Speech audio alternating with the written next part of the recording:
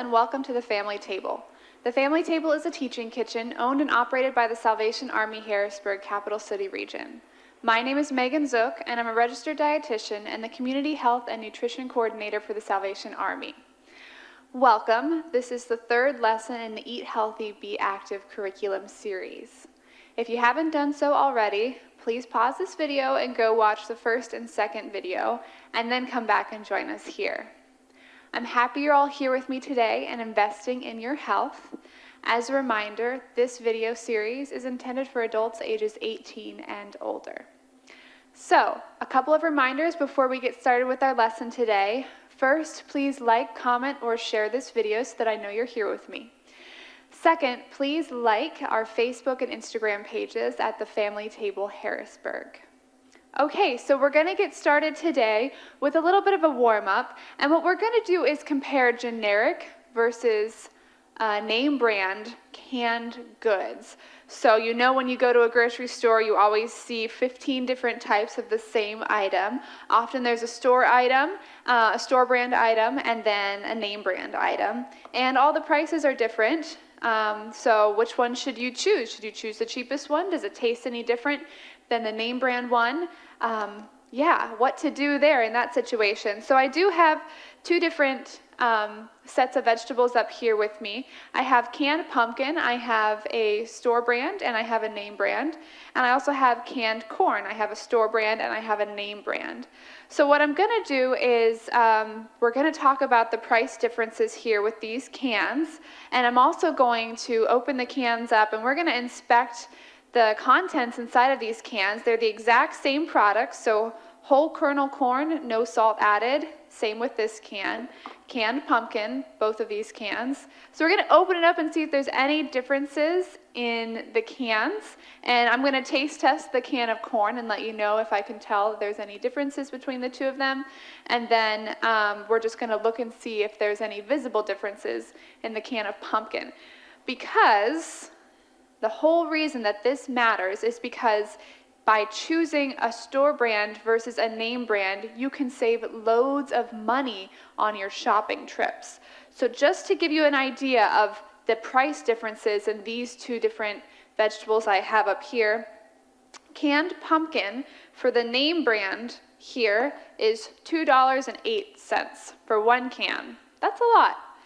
The store brand of pumpkin is $1.19. I had to double check my paper there. So $2.08 or $1.19. That's crazy difference. That's like $1. And that dollar can be spent on something else, like some fruit or some eggs or something other that you can buy at the grocery store.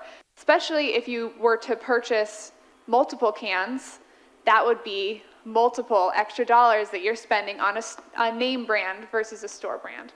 Now let's look at the corn. The corn here, I have our store brand as, right here, 50 cents a can. Pretty cheap for a can of corn, right? Well, our name brand of corn is $2, $1.99, so basically $2. So 50 cents, $2. That's an extra $1.50 that you're spending on the name brand corn. So what do they look like? Well, let's flip over to the other camera angle and I'll open these up and we can try them. Okay, so looking down here, I have our cans opened up and I want you first to just take a guess. I hope you can't see the labels. Which one you think is the store brand and which one you think is the name brand. So look at your cans of corn and cans of pumpkin and make those guesses. I hope you're all guessing at home right here with me. So, okay, this is our store brand, and this is our name brand of the corn. Okay, so store brand, name brand. In my opinion, this one, the store brand, looks a little bit nicer. Those corn kernels are a little bit bigger and plumper. I like that better. Here we have our canned corn. Which one do you think is name brand versus store brand?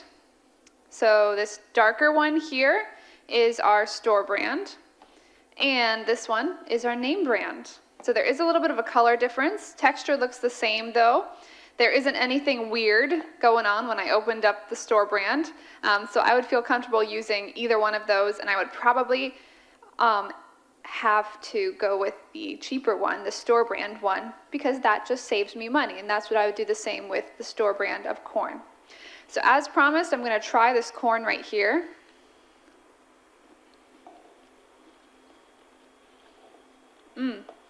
Good corn.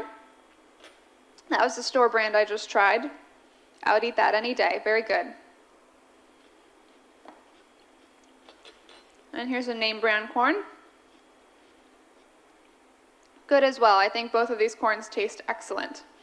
I'm not going to try the canned pumpkin just because I don't like cold canned pumpkin, but I'm going to assume that they are similar in flavor, and I'm definitely going to go with the store brand one because it's cheaper. So don't be afraid of store brands if you are loyal to your name brands. They can save you so much money at the store when you're grocery shopping. Today's workshop and handouts will give you tips for making meals that are both healthy and taste great. This workshop is based on the Dietary Guidelines for Americans and the Physical Activity Guidelines for Americans. The Dietary Guidelines provide science-based advice for making food choices that promote good health and a healthy weight and help prevent disease. The Physical Activity Guidelines provides recommendations on the amount, types, and level of intensity of physical activity needed to achieve and maintain good health. Our objectives for today will be the following. Identify the 3 steps for healthy eating on a budget: planning, purchasing, and preparing, and identify 3 skills to plan meals and snacks ahead of time. If you haven't already, please go online with the link below and download today's lesson handout. The handouts start on page 17. Our first handout discusses 3 ways to select healthy foods and stick to a budget. The first step to saving money is to plan ahead. Rodney plans for a week at a time and makes a grocery list based off of what he's planned for. He sticks to his list at the store and doesn't impulse buy, which can lead to overspending. He also says not to shop while you're hungry because this increases the chances of impulse buying also. Rodney notes that eating at home is healthy for him, and by having a plan of what's for dinner, he avoids getting fast food or ordering a pizza. Rodney plans his meals around the weekly store flyer, which also helps reduce cost. Carla has some tips for us also about staying healthy while saving money. She's a smart shopper because she takes advantage of sales, purchases generic brands when she can, and buys in frozen in bulk when these items are the better deal. When Carla buys in bulk, she can use those items to make her own money-saving healthy snacks. For example, a big bag of carrots can be chopped into smaller sticks and placed in a baggie for quick snacking. Also, a larger box of whole grain cereal becomes a good snack when paired with raisins and cinnamon and placed into snack bags for an on-the-go snack idea that is healthy. Padma uses leftovers for extra meals. She can take extra baked chicken and turn it into multiple meals. You can do this with more than chicken. Use rice. I know I always have some leftover rice in soups and casseroles. You can make a meal by scrambling eggs into your cooked rice and adding vegetables. Another tip for reducing costs and reducing saturated fat in your diet is to try making a couple of meals each week without meat. Meat is usually the most expensive thing on your receipt, and you can still get protein by eating beans, lentils, and eggs. An easy meatless dinner is a veggie omelet with cheese. Don't forget to look at page 19, which is right after our steps to make meals a little bit more affordable during the week.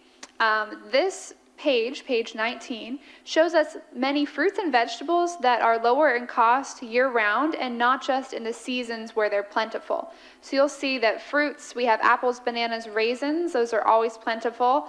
On the other side, vegetables like cucumber, cauliflower, green beans, onions, celery, green bell pepper, always affordable as well. So this is a really helpful tool to use when you're meal planning. You can look and see if you can make any swaps that a recipe calls for with a fruit or vegetable that's lower cost than what the recipe says to have. So this is a really important piece of paper. You can take this off and put it on your fridge. I think it would be beneficial for all of us to use. The next 3 pages of handouts, 21, 22, and 23, are for an activity where we are actually going to plan a week's worth of meals right here in this class, and I'm going to walk you through how to do it. So page 21 gives you some ideas for healthy breakfasts, healthy lunches, and healthy dinners. Page 22 gives you a little template for how to create a meal plan for Monday through Sunday, breakfast, lunch, and dinner. And page 23 gives you a grocery list template that you can use. So what I want you to do is, first, do not get overwhelmed by this activity. In fact, I have some tips for how to make this a little bit easier. So if you have never meal planned before, meal planning for 21 meals, 3 meals a day, 7 days a week, is going to be quite daunting. So what I do to make things simpler for myself at home when I'm planning is I plan one breakfast for the entire week. I often find that lots of breakfast food just tastes the same. It's just a different version of the same thing that I had the previous day. So I'll just plan one breakfast for the entire week. So for example, what I eat every morning for breakfast is oatmeal with a fruit and a nut and a little bit of peanut butter on top. That's all I have every single day for breakfast. So I don't have to really think about multiple breakfast meals to look up and to put on my grocery list. Second tip that I have for you is, are you ready for it? This one's brilliant. To make enough dinner so that you can eat it for lunch the next day. So, need to double your recipe, do that. If you need to triple your recipe because you're feeding yourself and you're feeding your family, do that. But everybody has it in them to eat the same meal at least twice, right? So don't overwork yourself by finding 14 recipes, 7 lunches and 7 dinners that you have to make for the week. Just find 7 recipes for dinner, make enough so that you have leftovers for yourself and your family for the next day. So instead of planning 21 meals, you're going to be planning 8, okay? And if you are very new to meal planning and you've never done this before, start out small and start out slow. Try just planning 3 days and get the hang of it. It might seem hard at first. You might feel like, I don't know where to go for good recipes. I don't know how to do this. I think it's stressful. It takes up time. The more you do it, the quicker it will become. And it might even become enjoyable. I really like myself to explore new recipe books, to go online and look up new recipes to try. It's something that makes me feel creative and I enjoy it. But not everybody has to enjoy it the way that I do, but it is something important to do because meal planning, like we heard from our 3 people in the stories earlier, really does cut costs at the grocery store, and it's also healthier because if you plan meals, then you don't come home at the end of the day and say, oh no, what are we going to have today? There's not much time, I don't have a plan, I think we'll just order fast food or order a pizza. That's not healthy and it doesn't save you money. So meal planning is a really important tool and an important skill to master for your health and your wallet. So I want you to get your handout ready. You can also use a piece of paper, the back of an old envelope, anything to make your meal plan. Get a device because you're going to have to be looking up recipes. Again, www.foodhero.org is a really good place for recipes. And if you have them, you can pull out some recipe books. I would also recommend getting a nice cup of coffee or tea and settling down into a comfy, cozy place and planning your meal for the week.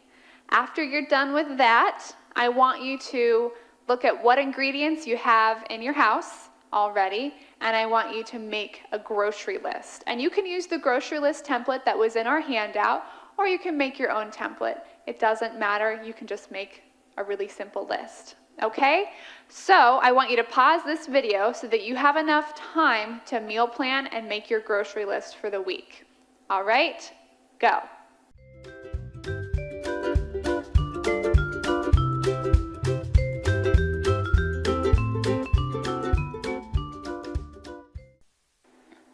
So just because I wanted to show you that I practice what I preach, here is my weekly meal plan. It's not really pretty, it's just on a simple piece of paper, but it's what I use every week. I list my days from Monday through Sunday, and I get busy. So what I have done is organized my list into my grocery list on the same piece of paper as my meal plan. And all I do is I organize it into produce and non-produce because those sections are very separate at the grocery store. And when I'm in my produce section, I want to get everything without having to go back to the produce section. So if you haven't done so already, guys, hit pause and make your grocery list now.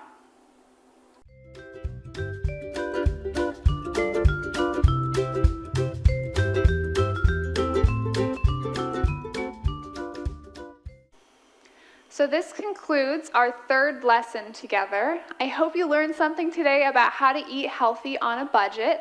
Thanks so much for watching. I'll see you next week when we talk about our next topics in lesson number 4.